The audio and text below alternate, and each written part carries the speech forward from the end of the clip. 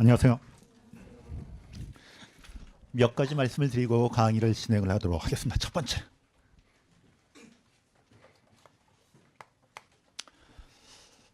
한 몇 달 전까지는 여러분들 목표가 어떻게 했으니 1차 시험에 붙었으면 좋겠다, 그거였다가 바뀌었죠. 2차 시험에도 붙었으면 좋겠다.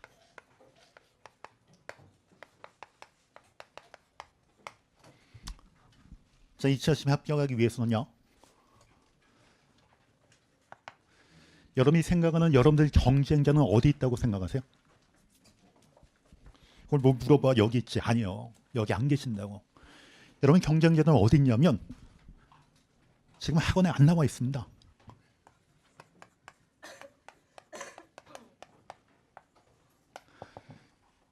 이 사람들의 여러분들 경쟁자요, 동차 위에 갈라가지고 동차생에서 몇 명 뽑고 유예생에서 몇 명 뽑고 그렇지 않다고.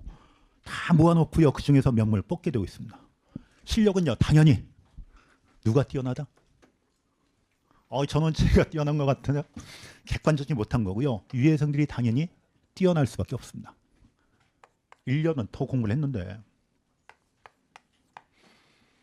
이 사람들과 경쟁해서 어떻게 하면 합격할 수 있을까? 여러분들이 생각하기에 이들에 비해 가지고 여러분이 강점 있는 과목이 뭐라고 생각하세요?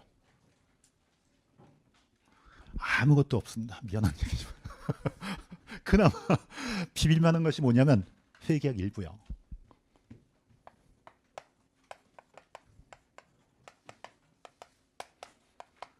왜 이 말씀을 드리냐면 회계학 일부에서 좋은 점수를 받지 못하면 합격하기가 굉장히 어렵습니다. 배점 100점이고요. 재무회계 배점 60점. 두 문제요. 다음에 원가관리회계 배점 40점. 두 문제.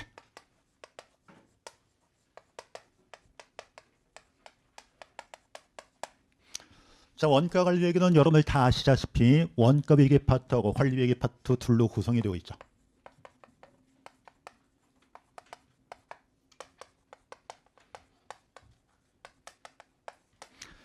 일반적으로 얘가 한 문제가 나오고요, 얘가 한 문제가 나옵니다.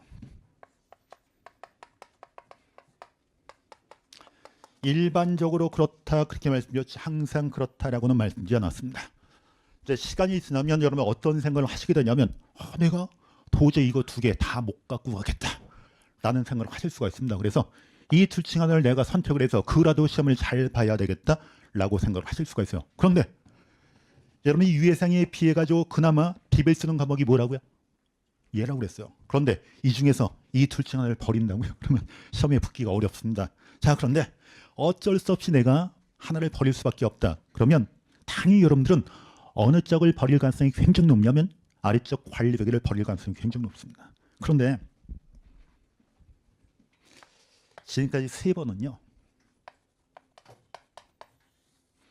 두 문제가 몽땅 다 이 관리회계 파트에서 출제가 됐어요. 만약에 내가 이걸 버리고 들어갔는데 여기에서만 문제가 두 문제가 나왔다 그러면 여러분들은 문제를 풀 수가 없고요. 원가 관리회계에서 받는 점수는 0점이 될 겁니다. 그러면 도저히 시험에 붙을 수가 없어요. 자, 관리회계 갖고 가셔야 되고요. 다음에 원가회계 뭐 당연히 갖고 가셔야 되고요. 원가 관리회계는 이 40점 만점 중에서 최소한 몇 점은 받으시려면 30점, 30점. 그래야지 합격할 수 있습니다. 자, 30점을 받기 위해서 어떻게 해야 되는데 제가 강의를 진행을 하는데요, 아주 기본적인 내용까지 설명드릴 시간적 여유는 전혀 없습니다. 기본적인 것을 알고 있다고 가정을 하고요, 2차 시험과 관련된 이론을 설명을 드릴 거고요. 다음에 문제를 풀어드리는데 주로 필수 문제 위주로 설명을 드릴 겁니다.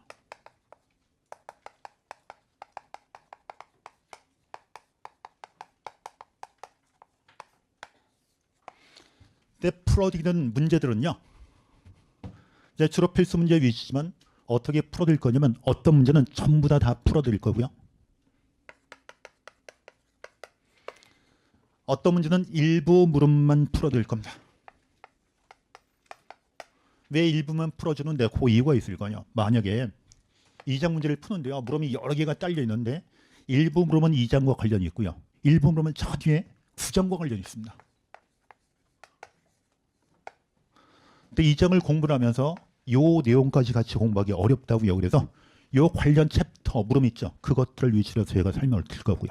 다음에 어떤 문제는 여러분이 포인트만 하시면 정확하게 풀 수 있는 문제가 있습니다. 그 문제들은 제가 포인트만 말씀드릴 겁니다. 다음에 실강으로 필수 문제를 다 풀어드리면 좋은데요. 시간이 부족할 수가 있습니다. 그래서 일부 문제는 보충 강의를 열어드릴 거예요. 그래서 내가 필수 문제를 풀어보는데 도저히 못 풀겠다. 그런 것들은 강의를 좀 참조를 하시면 되고요. 다음에 복습이요.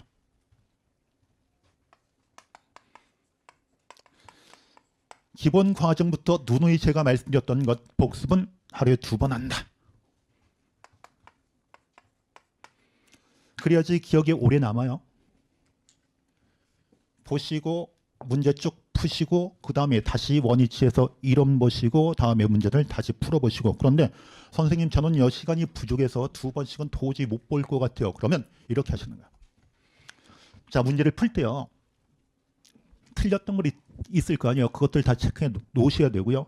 틀렸던 것들을 위주로 해가지고 그 문제라도 반드시 다시 한 번씩 좀 풀어보셔야 됩니다. 하루에 복습은 가급적 2번 한다. 2번 못하겠다. 그러면 틀린 거라도 다시 한 번씩 풀어본다. 그 다음에 자, 복습하실 때 중요한 건 뭐냐면 필수 문제를 열심히 풀어보는 거예요. 어디에 푼다? 2차 답안지에.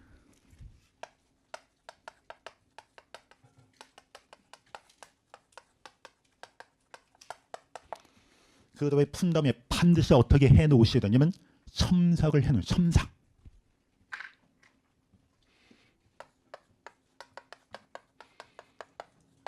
내가 어떤 문제 풀었는데 틀렸다.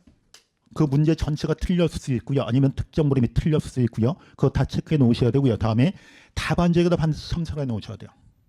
첨삭을 해놔야 되는 이유가 여러 가지가 있습니다. 첫 번째 이유.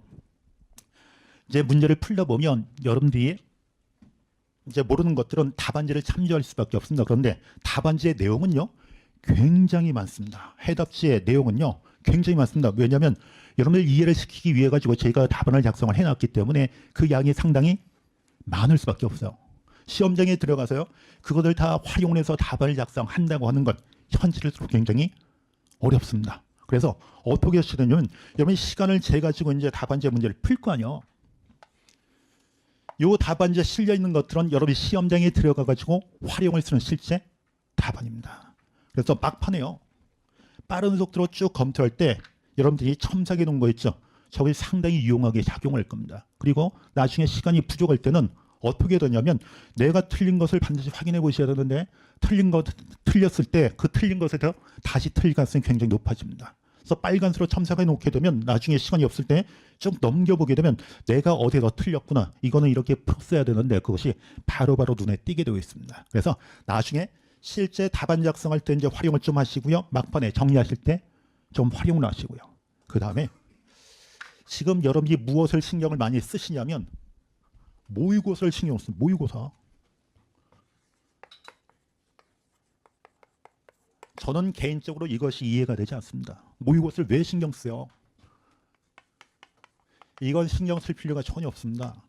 모의고사의 문제들이 있고요. 그다음 우리 연습생 필수 문제가 있습니다. 어느 문제들이 당연히 더 좋을 수밖에 없냐면 책의 필수 문제들이 더 좋아요.